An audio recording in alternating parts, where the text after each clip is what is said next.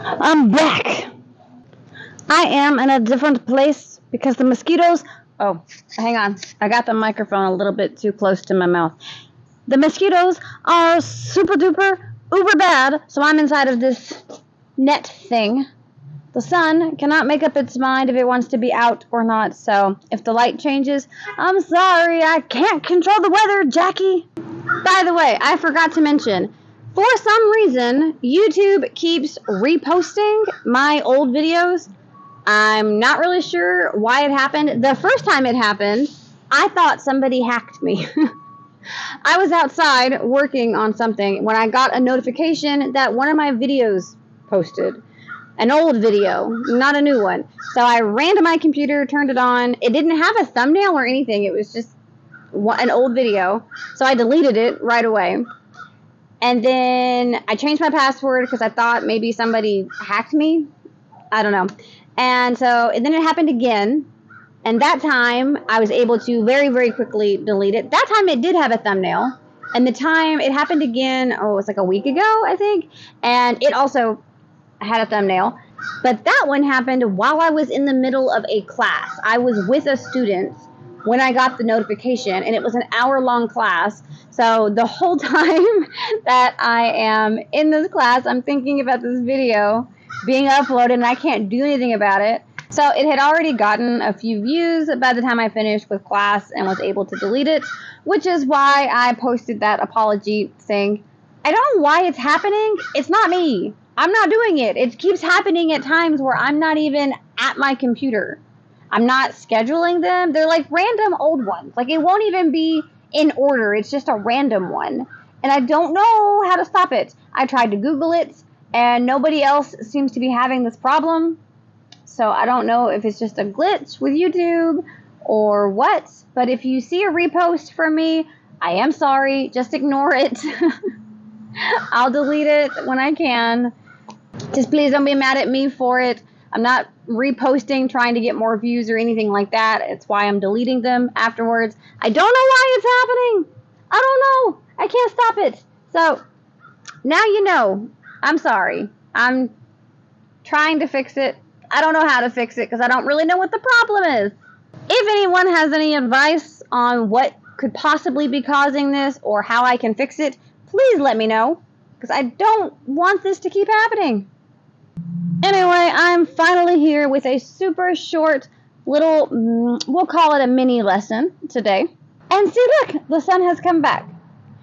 Today, we are just going to add on to what we did last time in the main lesson, not the JLPT lessons. Stay tuned for that, though, because I've already started working on the quiz. But anyway, let's get started. First up, we're going to add a new word. This is an N5 word, and honestly, I probably should have included it with the other N5 prepositions. I don't know how I missed this one, but we have Tonari, which is very, very similar to Yoko, but they're ever so slightly different, so let's talk about it. Tonari is a lot more specific than Yoko. Both of the objects need to be roughly equal to each other. They need to be the same type of object or the same size of object, the same quality, that sort of thing. But they don't have to be directly next to each other. Tonari is used for the next closest object that fits the same category. So if I'm talking about a house, for example, it would be the next closest house. The house does not have to be right next to the current house. If I'm in like the countryside and the house is, down the ways a bit, I would use Tonari to say that the next house, that house that is, it's next to the house, but it's the next house. It's not next to the house, but it's the next one. Does that make sense? It is used for the nearest equal object. It is also used to mean neighbor, like the neighboring house or the people who live in your house, your neighbors, right? You can use Tonari to talk about your neighbors, the people that live around you. With Yoko, on the other hand, it doesn't really matter what they look like. It can be any two objects, but they must be right next to each other. Someone is mowing their grass, and so I do apologize if you can hear it. That is one of the downsides of recording videos outside. I cannot control the actions of other people who are existing in public. The primary thing that I wanted to add on to the previous lesson is combining prepositions. I can take the words hidari or migi and put them in front of another preposition to make a compound preposition. It's so noisy out here. What am I gonna do?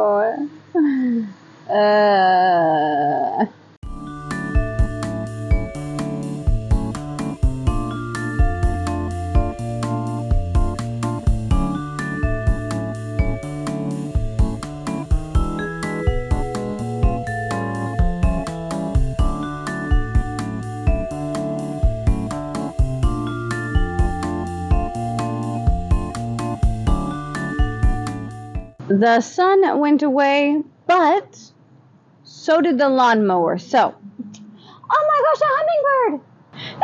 Anyway, we can do this. We can get through this little short lesson.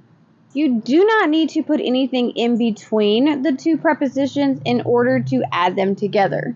You just need to put migi or hidari in the front and then add your second preposition. It will always be in this format in Japanese. So, looking at this page, what do you think hidari yoko is? Hidari, is that the right side or the left side?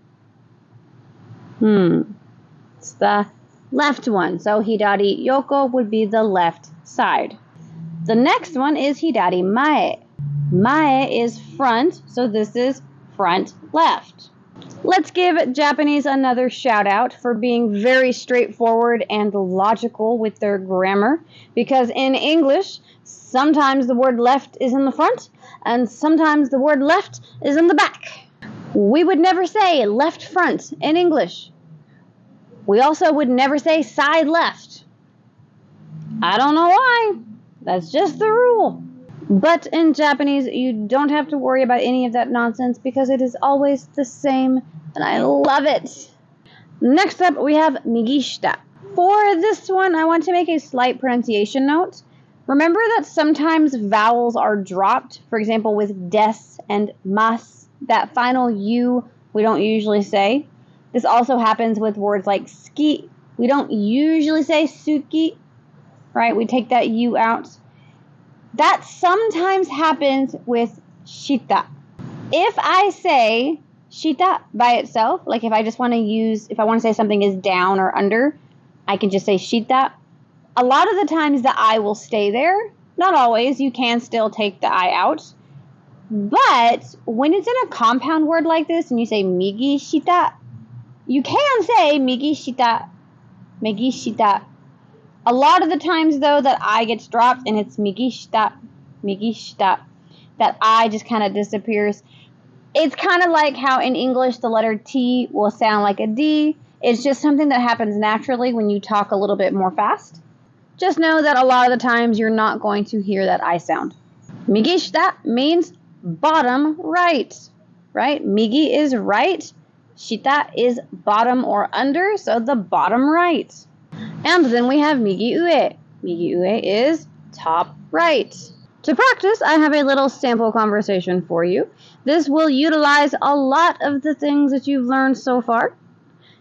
Take a minute and try to read it for yourself first. I am going to, of course, read it to you and tell you what it means. Pause if you need to. あの通りを見ますか? いいえ。どこにいますか? 木の中にいます。左横にいます。鳥じゃないよ。リスです。違うよ。赤い鳥があそこにいます。見ますか? 見ません。リスの右上にいます。ああ、今見ます。めっちゃ綺麗な鳥です。リス is squirrel. I think that's the only word that you did not know. Let's go back to page 1 and talk about what was said.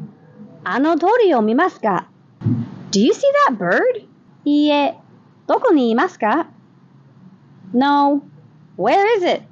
This kanji character is in red, and it doesn't have any furigana because it's a kanji character that you should know. 木の中にいます. It's in the tree. 左横にいます. It's on the left side. 鳥じゃないよ. Risu desu.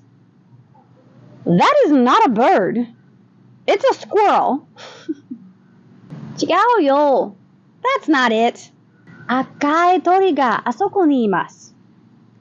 There is a red bird over there. 見ますか? Do you see it? 見ません. I don't see it. リスの右上にいます. It's right above the squirrel. ああ、今見ます. Ah, now I see it. めっちゃ綺麗な鳥です. It's a very beautiful bird. How did you do? Were you pretty close? And we are all done for today. Study all of the kanji that you know so far because the next lesson is going to be a quiz over everything. Oh my gosh, do you hear those birds? I think I'm being sacrificed. Anyway, I will have the quiz up as soon as I can, and then the lesson after that should be a lot more juicy.